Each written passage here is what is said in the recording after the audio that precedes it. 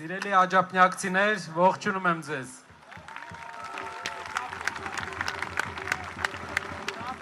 Այս զապիսանող միկրոֆոններ մի անհանգստացեք։ Միշտ այստեղ գալով ես զգացել եմ այն աջակցությունը մեր պայքարի առաջի օրվանից, ինչ աջափնյակի մեր եղբայրները, մեր քույրերը մեզ տվել են։ Առաջին իսկ օրվանից, դատարաններից սկսված, բոլոր այս պրոցեսների ժամանակ մենք տեսել ենք, թե աջափնյակի մեր ընկերները ինչպես են աջակցել այս մեծ շարժմանը, որը կբերի մեծ փոփոխություն մեր երկրին։ Անցած անգամ այստեղ այցելելուց ես խոսեցի պառակտումից։ Այն ժամանակ եկեղեցու օրն էր։ Եկեղեցու օրից, եկեղեցու վրա հարձակումից 2-3 օր հետո է այցելել Աջափնյակ։ Եվ պատմական օր էր, որովհետև հայ ազգը պատասխան տվեց Ադրբեջանի տեղապահ որոշ մարդկանց։ Ասեց, որ հայ ազգն է որոշում, ով է լինելու իր հայրապետը։ Դա պատվերով չէ, դա մարդկանց կողմից որոշվող չէ, դա ի վերուստ է տրվում եւ ամբողջ մեր ազգն է որոշում։ Այդ օրվանից հետո անցել են ամիսներ։ Հայ ազգը այդտեղ հաղթել է, սակայն մեր հաղթանակը պետք է ամրագրենք նոր հաղթանակով։ Նոր հաղթանակը պետք է լինի այսպիսինը։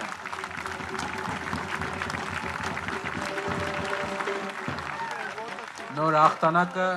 պետք է լինի այսպիսի։ Երբ մենք այսօր քայլում էինք փողոցներով, մարդկանց մեծամասնությունը մեզ քաջալերում էր։ Ովքեր ինձ մոտեցել են, ասել են Նարեկ ջան, մինչև վերջ գնացեք, Նարեկ ջան, մի բան արեք, գազ տվեք։ Այնպիսի տպավորություն էր, որ դուք եք մեզ, ոչ թե մենք ենք եկել այստեղ ինչ որ կարոզ անելու, այլ դուք եք մեզ ասում, ինչ պետք է անենք։ Ու ջղայնանում էին երբեմն, ասում էին արեք, մինչև վերջ արեք, չքաշեք անկարծ։ Ասում ենք, չենք քաշելու։ Մենք մերը անելու ենք ամեն ինչ, մինչև վերջ։ Այսքան անգամ մեր ժողովրդին քաշել են, հասել են մինչև վերջ ու քաշել են։ Վստահ եղեք, մինչև վերջ գնալու ենք, մենք մերը անելու ենք։ Մեր ժողովուրդն էլ իրենն է անելու։ Ու եկեղեցու օրվա պես այն պահին, երբ շատ մարդիկ չէին հավատում, մենք իրենց ցույց տվեցինք, որ մեր ժողովուրդն է որոշում։ Այն մարդիկ, այն մեր հայրենակիցները, ովքեր դեռ այս մարդկանց հավատում են, ես ուզում եմ իրենց ասեմ, այս մարդը ձեզ ատելություն է սովորացնում, ժողովուրդ։ Այս մարդը ձեզ ատելություն է տալիս ձեր եղբոր հանդեպ, ձեզ բաժանում է, հարուստ աղքատ է անում, Հայաստանի երկու շրջանը իրար դեմ է հանում, այսօր Արցախին է ասում, վաղը Կապանին է ասելու, մյուս օրը ուրիշ տեղին է ասելու, մարդը սովոր է կռվացնել, երբ որ մի շրջապատում մի հոգի միշտ լինում է, չէ՞ որ գալիս է բոլորի հարաբերությունները փչացնում են։ Հիմա այդ հարաբերությունները փչացնողին երբեմն չեն թողում այդ շրջապատում որոշիչ դեր ունենա, բայց մենք բերել ենք մեր երկրի վարչապետ ենք այդ մարդուն կարգել, ու ամբողջ օրը կոնֆլիկտ է մեր երկրում։ Փողոցում մարդը չի կարողանում իրեն պահի սովորական քննադատությանը։ Պատկերացնում եք ինչպես է նա բանակցել, երբ մի կին սովորական քննադատություն է ասում եւ նա ափերից ելնում է։ Սենց էլ բանակցել է, որ մեզ բերել է կռիվ։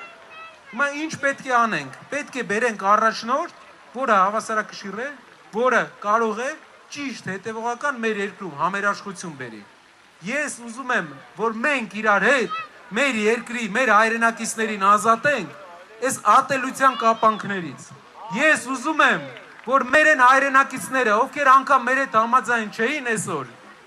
մենք այդ մարդկանց հրկենք, հանենք այն ատելությունից, որ իրանք տածում են մյուս մեր հայրենակիցների հանդեպ։ Ու այդ ատելության հիմնական պատճառը մեկ հոգի է։ Մեկ հոգի։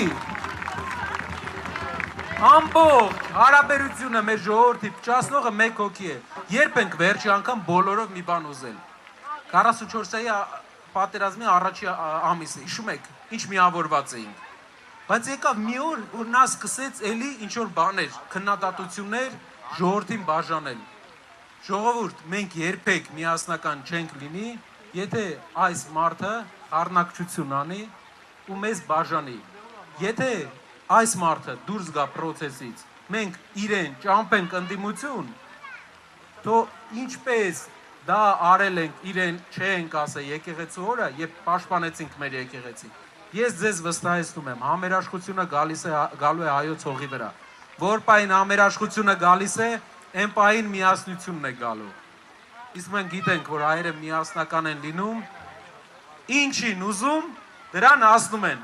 Շնորհակալ եմ շատ, սիրելի աջակցություններ ջան։